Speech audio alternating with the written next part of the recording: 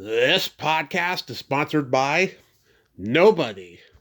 Hey dudes, welcome to Splat from the Past, the only 80s themed horror and sci-fi show where things can get totally radical. Now today I will be welcoming Mary M. Dalton. She is the former wife of past guest Phil Smoot, and she played Mary, the reporter, in The Dark Power, celebrating its 40th anniversary. She'll be my second guest from that movie coming on, and she was also the production coordinator on it and Phil's other films, Alien Outlaw, the TV movie Florida Straits, which Mike Hodges directed. And she was also production coordinator on Children of the Corn 2, The Final Sacrifice. And she's also made some films, a documentary, Martha in Lattimore. She's also written books about the golden age of television and film. She's very obsessed with teachers. She talks about teachers in film and in television and stuff. And we're going to talk about a lot of that stuff today, and I'm looking forward to it. And I love women who are Southern hospitable. I love talking to ladies from the South. They are just so wonderful. And I'm looking forward to this chat today. And it's going to be an interesting one for Halloween, October. This whole month has been just interesting and fun. And I'm already looking forward to Turkey November, but it's still, it's still a ways away. We just got a few more days of Halloween, October. So yeah, here is my interview with Mary M. Dalton.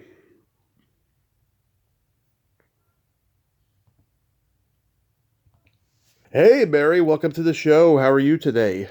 I'm just fine. How are you? I am fantastic, and I can't tell you what an honor this is. Thank you so much for coming on today.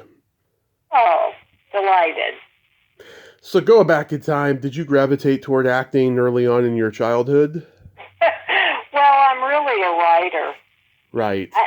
And that's what I've really always been. And I think writers have to be actors in a way, right? Yeah. Because we're thinking about these ideas and we're thinking about these characters and you're playing all the parts.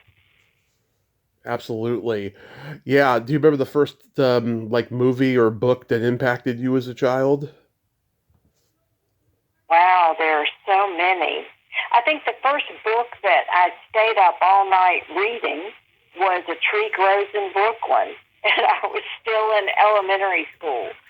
So something about that character, even though the time period was different, the location was different, everything was different, something resonated, and when I think about stories, I don't really believe in the universal. Mm-hmm. I like to think that that's what everybody sort of says, oh, it's this universal theme that works.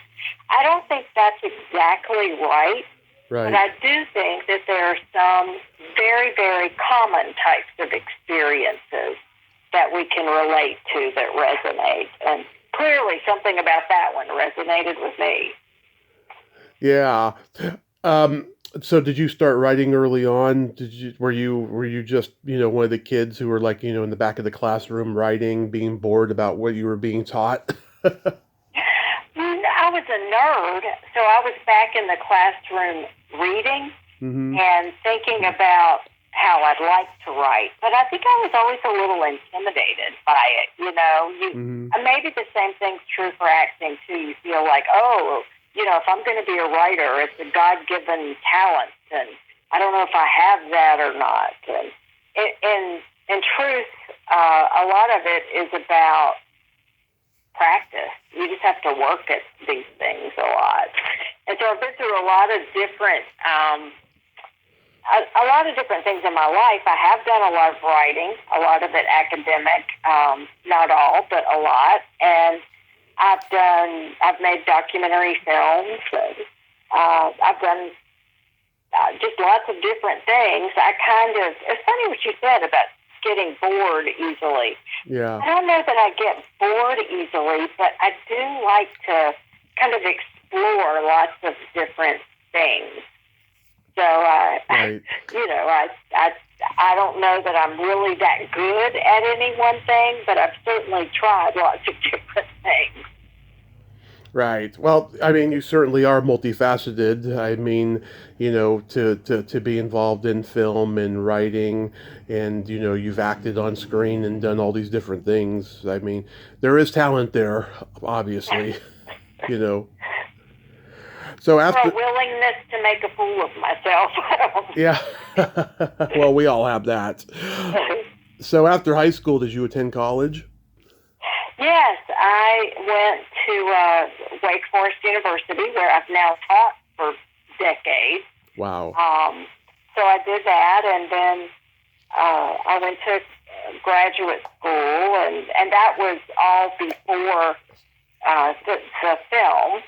Mm-hmm. I got a master's degree in media studies, and I just kind of I started out as actually a television news reporter after graduate school, and then sort of fell into teaching, not because I planned that, but I had the master's degree, I had experience in broadcasting, and I taught a few classes back at Wake Forest and discovered that that's what I really loved. And working with the students and being around all that energy and talking about ideas. It sounds kind of cheesy, but talking about ideas. And I knew that if I wanted to make a career of teaching, that I needed a PhD, and went back and got the PhD while I was teaching, and that's sort of what I've been doing ever since. Wow. And so, like, at what point do you meet Phil? Oh, I knew him before when I interned at a television station when I was a college student, and I met him then, and then after I went and worked in television news. And the thing for me with television news was I liked the writing. Again, I liked the writing and the reporting, but I didn't particularly love being on television. I didn't like, this is going to explain why I probably never really pursued acting too. I didn't like going to the mall and having people walk up to me and say, "Oh, I know you, I've seen you on TV," as if that made me somehow more important. Or I wasn't really that comfortable with that. But I did work on these films, and I did a lot of things. What you do with a low-budget film is, so right after I left television news, I play this television news reporter in The Dark Tower. And I was also I did the script supervisor on that film, and I did lots of other jobs. Everything that sometimes you have to do craft service, you have to do whatever has to be done. Right. And worked as an apprentice editor on it, and quickly discovered that I'm not that detail oriented.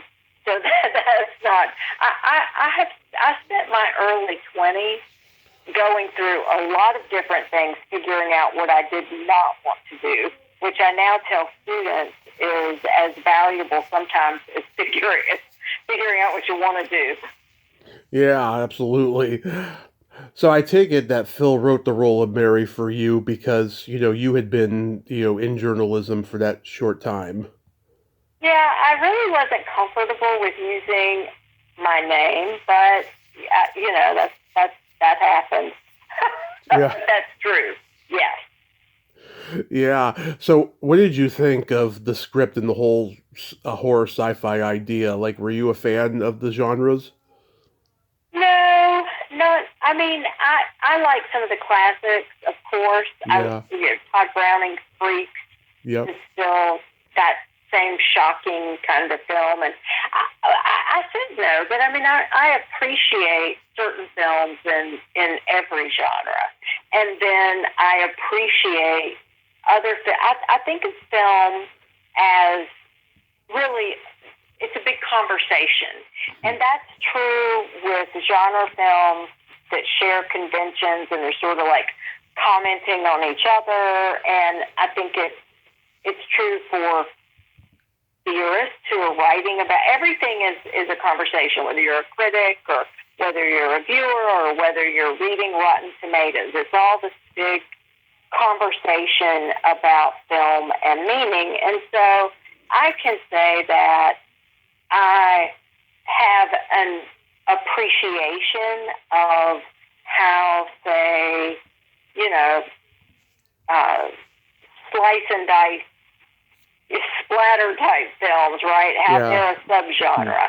I can understand that, and I can think, oh gosh, it's the first one of these films in this subgenre. Is it Psycho or is it Texas Chainsaw Massacre? And I would say Texas Chainsaw Massacre. And I like to take students through all that as sort of an exercise thinking about it. But when it comes to me and horror films, for example, for me, I like a film like, I was really into Get Out because I felt like it was a film that worked as a horror film. It's terrifying.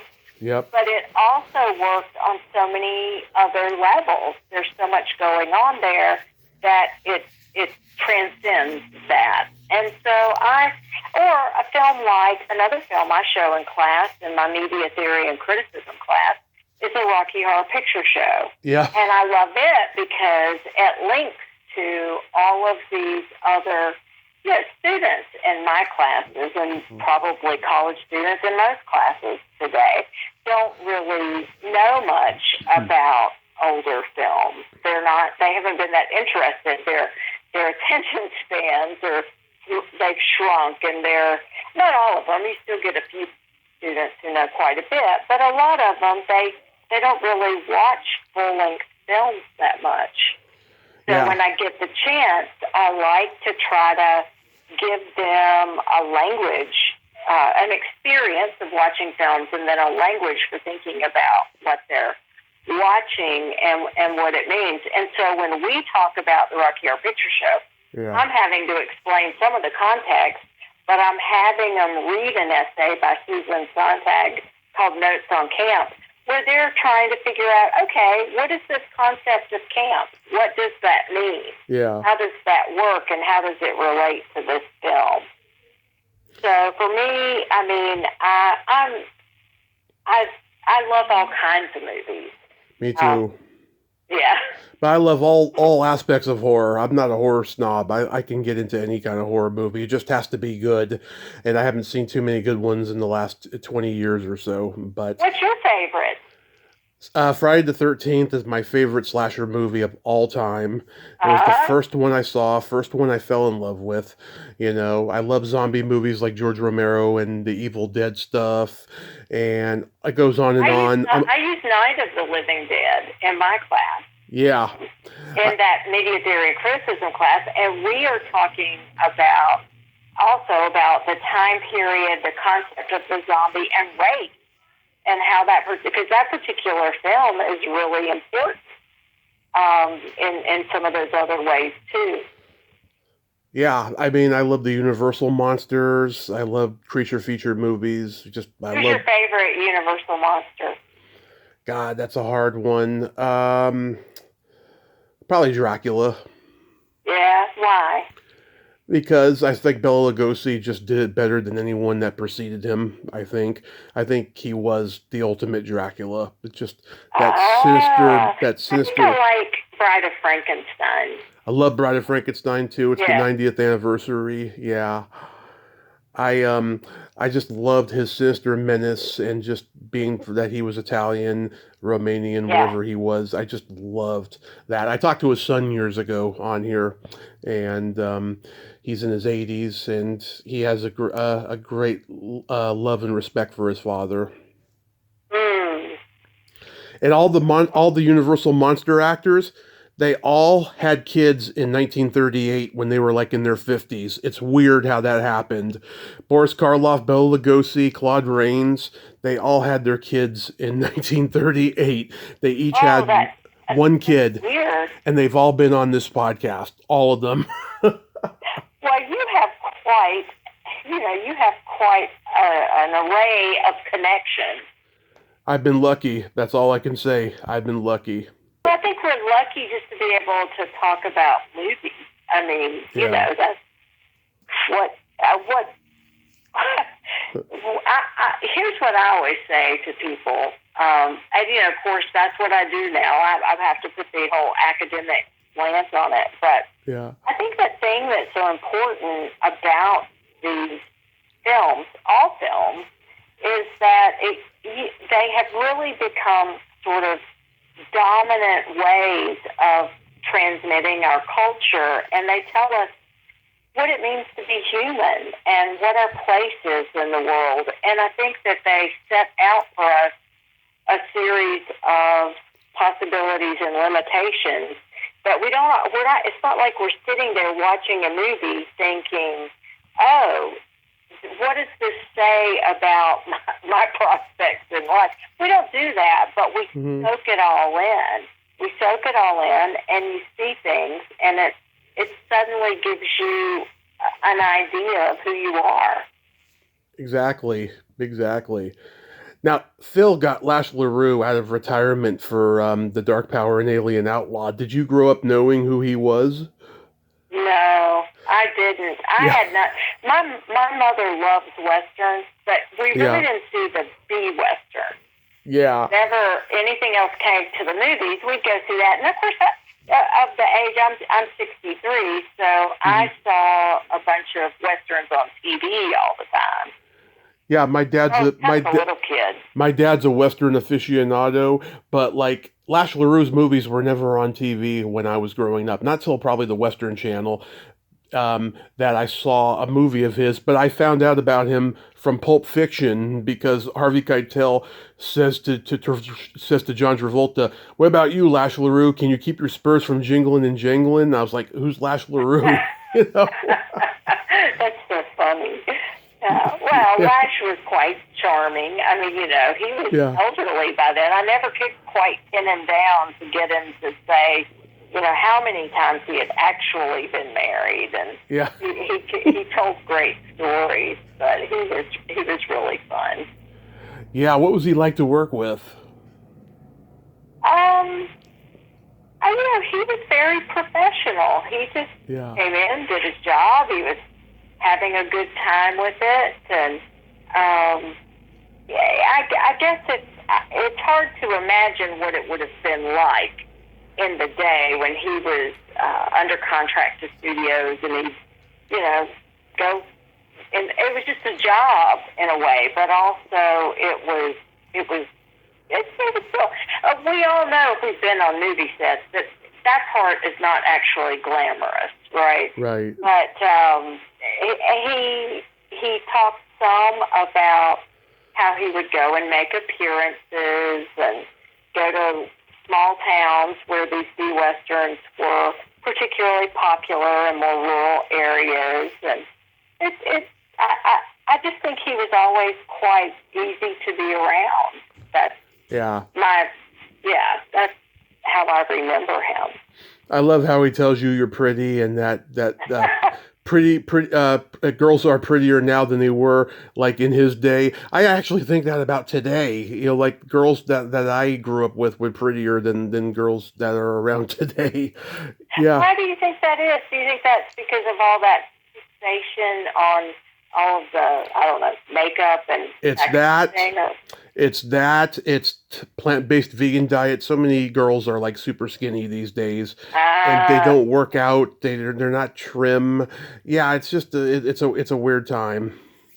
It's a weird time, but I think that you were just so adorable playing that reporter.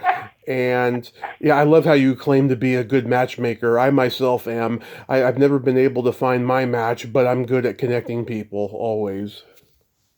Well, they say it's all about timing. I think that's probably true. Yeah. Yeah. We shall see. But did you become friends with the other ladies in the movie, like Cynthia Bailey and Anna Tatum? Yeah, I mean, I'm a little bit older than they were then. I haven't stayed in touch with any of them. I was a little worried about talking to you simply because it's been so long. Yeah. And after all these years of teaching and I have, I've taught over 5,000 students, and I was thinking, I'm not going to remember. I'm not going to remember very much. Nobody remembers that comes on here, but they love talking to me. Well, you're very easy to talk to. Yeah. Thank you. But I mean, your dad was in the movie. He had like a small part in that store, you know, and Yeah. and you were a production coordinator. Now, what job is that? Well, I did a little bit of everything, and you have to remember. I mean, how old was I? 22 or something back then. Early 20s, yeah. Yeah, I wasn't. Yeah. So it was sort of everybody pitched in and did a lot of different things. It's funny that you mentioned that about my dad, though, because I hadn't thought about that. He died earlier this year. Oh, I'm sorry. And he was able to do some other things later through his connection with Phil. He one thing he used to always love to tell stories about was later on when it was Children of the Corn Part 2, I guess, that I think that's right, that Lindsay Wagner was part of, and she needed to have her RV driven. No, it wasn't her. It was her husband at the time. See, I told you I can't remember anything. But at any rate, I do remember this. She needed to have her RV driven back from North Carolina to Los Angeles. And so my mom and dad, my dad was a driver, and my mom went along, and they just had this great time making this leisurely cross-country trip in a movie star's RV to get it back to California. So I think for my parents, that was kind of fun, being around some of that stuff. Yeah, that's cool. And then you worked on Alien Outlaw and stuff. Uh-huh. I like Kari Anderson in that. I reached out to her recently, but I don't even think she read my message yet. Did you get to know her well? I did, and one of the things I appreciated about casting her, that Phil's choice in casting her, was that she wasn't your sort of typical person you would think of for that role. She wasn't, her looks very attractive, but not in a sort of obvious way. Mm-hmm. She was the unexpected choice, which I thought worked well. Interesting. You worked on Florida Straits, which Mike Hodges directed, the legendary Mike Hodges. Fred Ward, Raul Julia was in that. Anything stand out?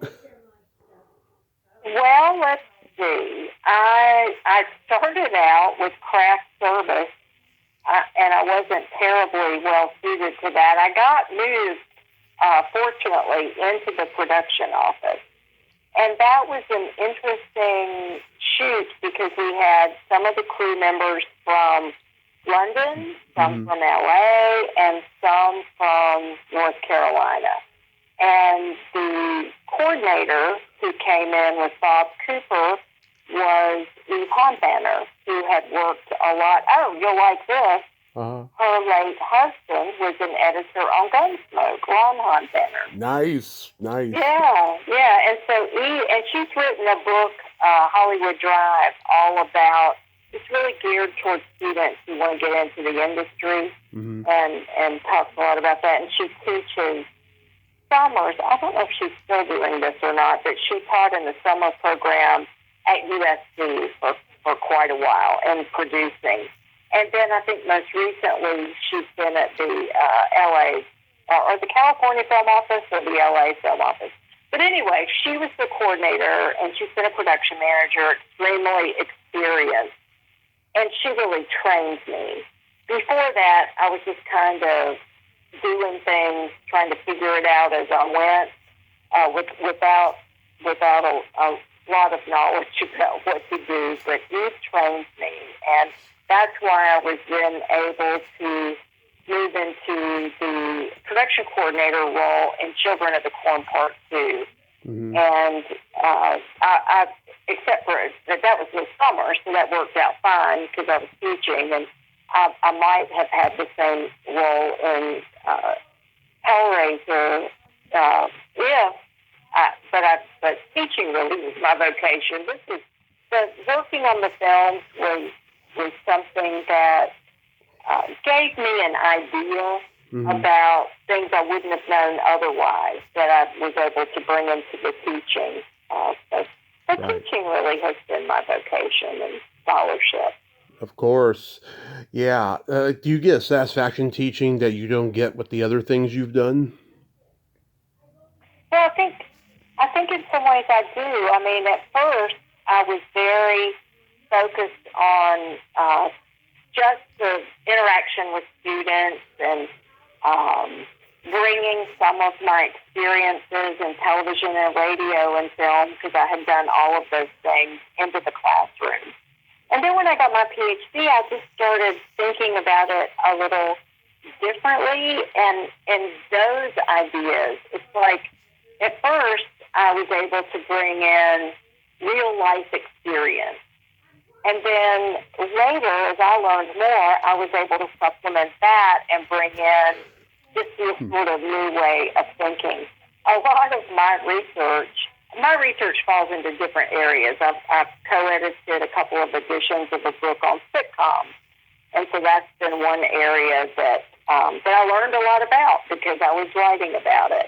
But the first thing was a book called The Hollywood Curriculum, Teachers in the Movies, and also Teacher TV, 70 Years of Teachers on Television. So I've spent a lot of time looking at depictions of educators, teachers, principals, and then teacher figures like coaches, and sort of coming up with this way of thinking about how these teachers in the movies all are sort of cut from the same cloth and what that means. And so anyway, so if you want to ask me about teacher movies that's something that I know a little more about.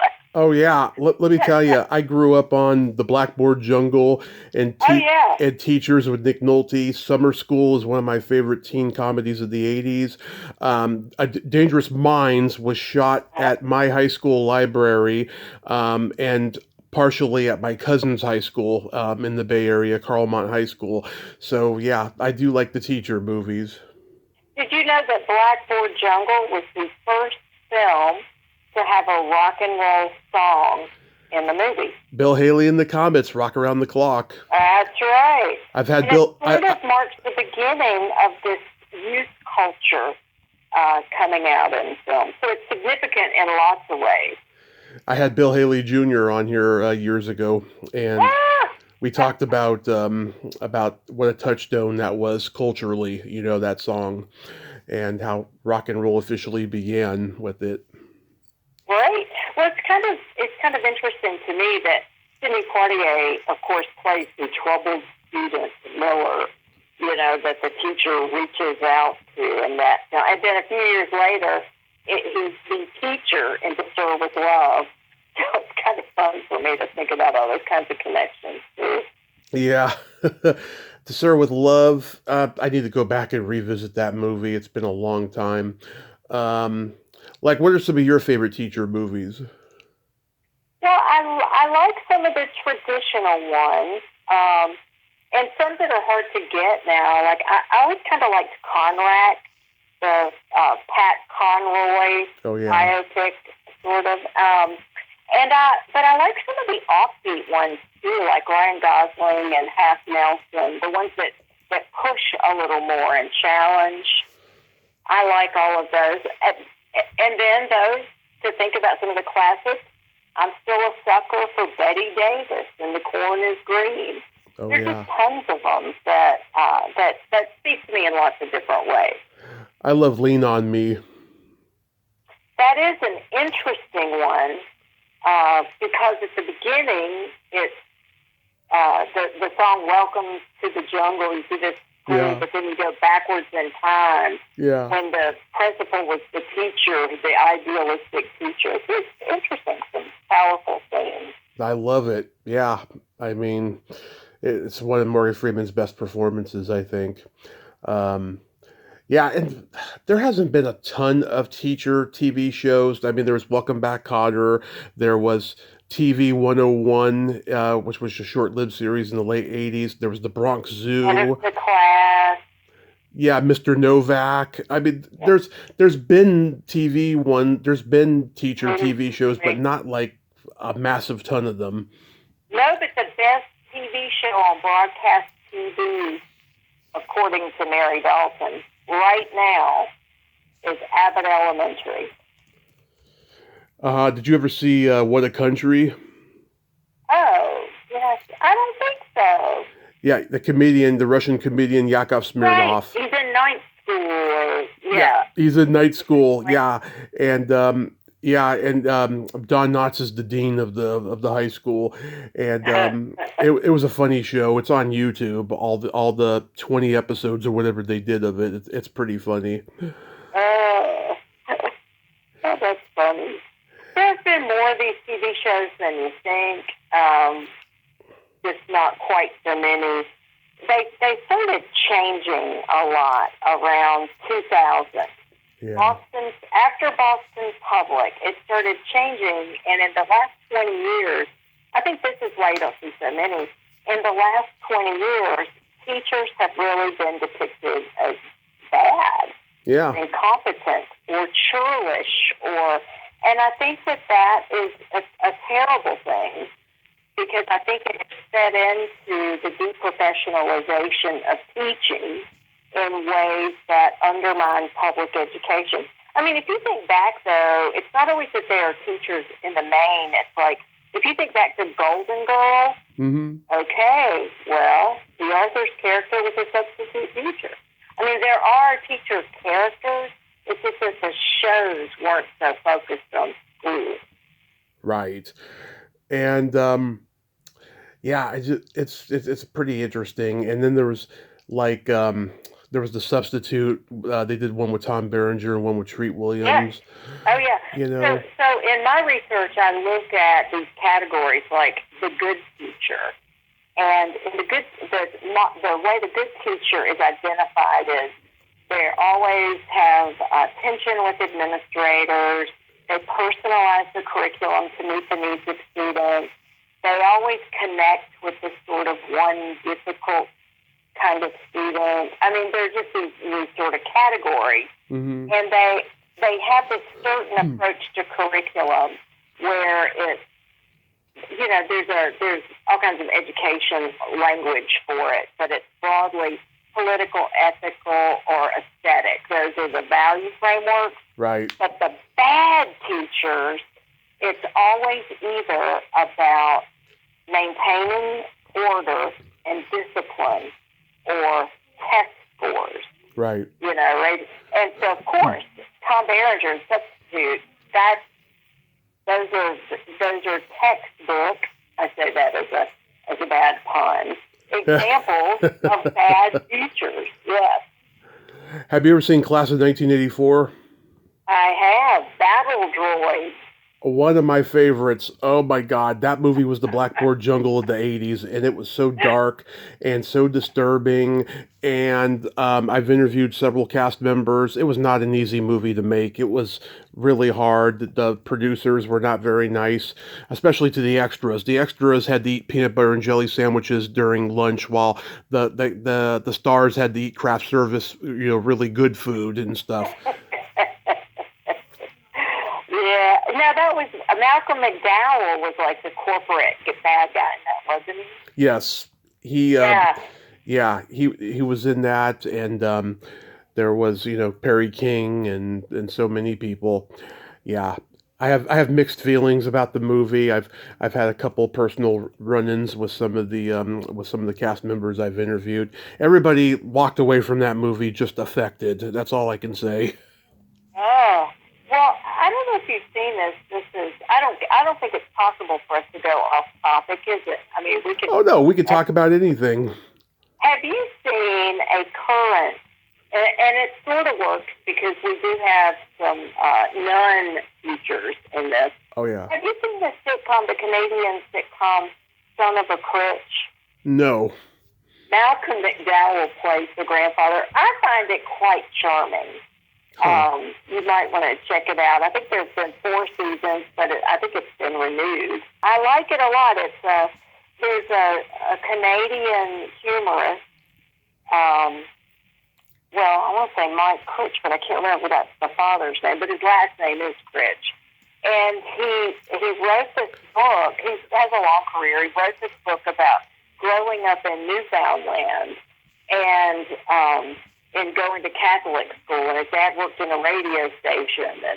And the book was really successful. So they went and did this sitcom, and he plays his father in the sitcom. And it's really, I like it quite a bit. You directed a documentary called Martha and Lattimore. I did. Yeah, so like it sounds really inspiring. Like what sparked that?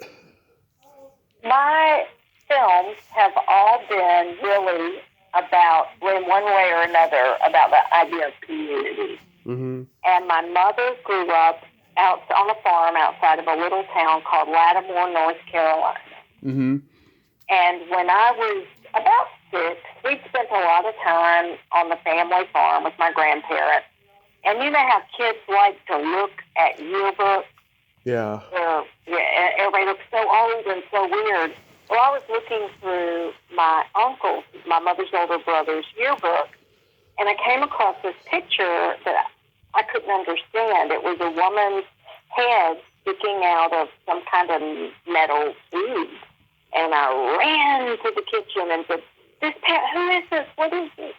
And my mother was there and said, oh, that's Martha Mason. Just very matter of fact.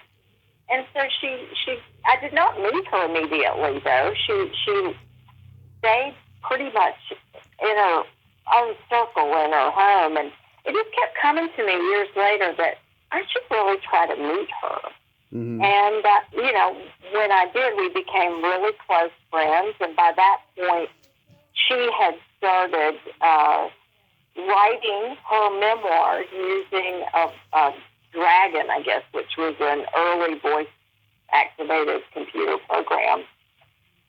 And she had been this private person for so long that I talked to her about the idea of making a documentary, and she trusted me, but she still was kind of, I don't want to be in the limelight. And I told her I wanted to make this film to talk about this community that surrounds her and how it works. And so she said, okay. And we were it was on public television stations, and a few good film festivals, like what was then called Silver Dot, the AFI festival, and anybody can see it on my Vimeo channel or on my YouTube channel, either one. So hope somebody will watch it. I think it's a really inspiring story. I did subscribe to your YouTube channel, and I haven't seen everything on there yet, but I'll definitely check it out. Thank you. I hope you'll like it. Yeah. I mean, I'm inspired by a lot of documentaries I see. Unfortunately, there's an oversaturation of documentaries these days, and the ones that I'm disappointed by are the ones where they talk about movie stars or entertainers that are still alive, and all it is just a self-promotion legacy piece, and they don't really take accountability for bad things they did in the past, and they just live their quote-unquote authentic self of being an asshole, really. Well, I did think the Val Kilmer doc was really good. I turned it off after 20 minutes. I could not bear to see him not being able to talk. It was really sad, I thought. Yeah. Well, it was sad. I don't disagree with that. It was pretty sad, I thought, So do you have anything upcoming you can mention? Well, do you say what you've been working on when it sounds like a cliche, or do you just say it? Well, I mean, if you could talk about it, without, giving away too much, if you're under an NDA or something. I don't think I'll give away too much. I have spent the last 6 years working on a novel. Nice. But you know how everybody has a novel? That's why I didn't want to say it. I actually realized, lifelong reader, feel like I'm returning to my earliest sorts of interests. But when I sat down to think about it a little more, I thought, I have no idea how to actually write a novel. I can make a documentary, I can critique things, but in terms of actually writing one, I need to learn. And so I went into a low residency writing program in fiction at Spalding, at the Maslin Mann School of Writing, and got an MFA. So I had to go to school to figure out how to do this. But I feel like I after years of writing and rewriting, I feel like I have a draft that I'm ready to try to find somebody to fall in love with it who can do something with it and put it out in the world. Yeah. But I mean, obviously, you still love writing, and you. Oh yes.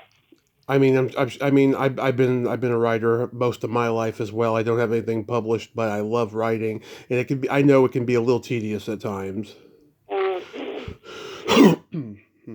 That's how I make sense of the world. I mean, I've talked a lot about movies and how they show us what it means to be human, and we're all a little different in terms of how we. For some people, well, I'm also a knitter. So I think knitting is very grounding for me. But I think we all have things, like whether it's getting out and doing what people call dirt therapy, working in their gardens or cooking or whatever it is. See, I really see so many different things in life as creative opportunities, for that sort of expression.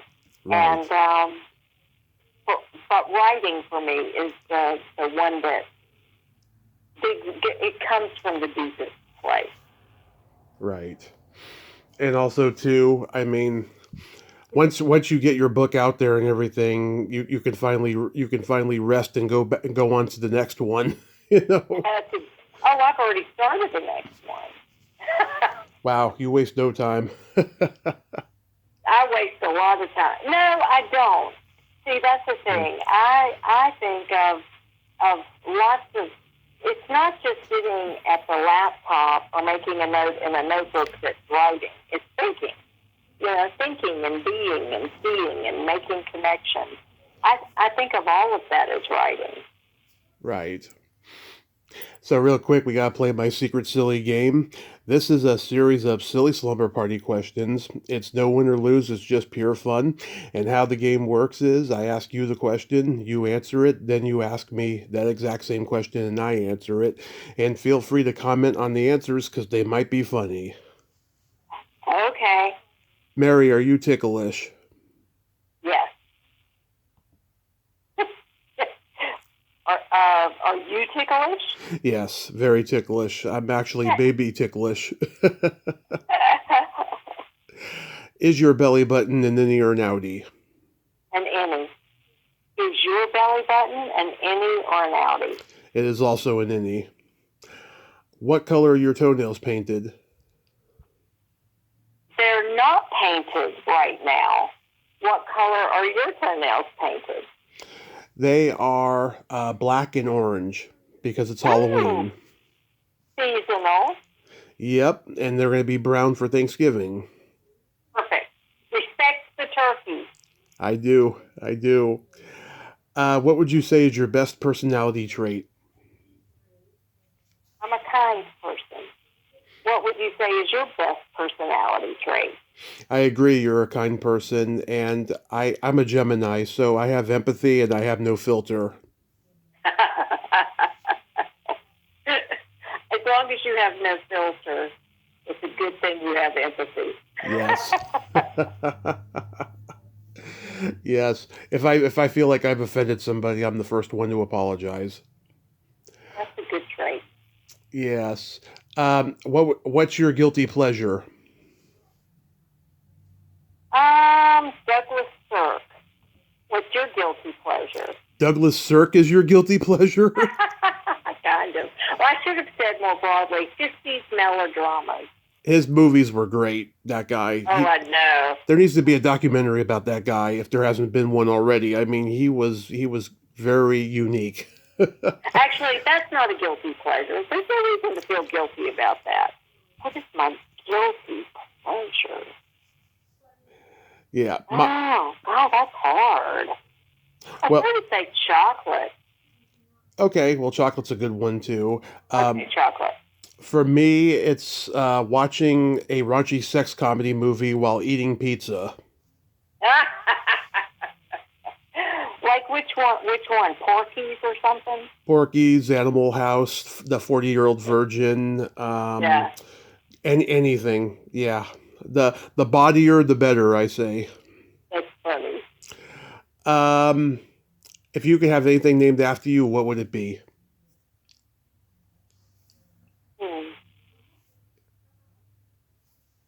Well, I think I just did.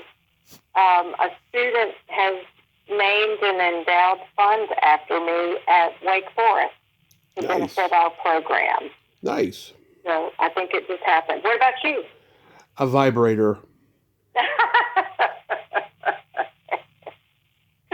That's funny. I would call it the Tommy Chatsy. And then my favorite question, is there a stinky smell that just makes you gag? Just like I keep thinking of skunk or something like that.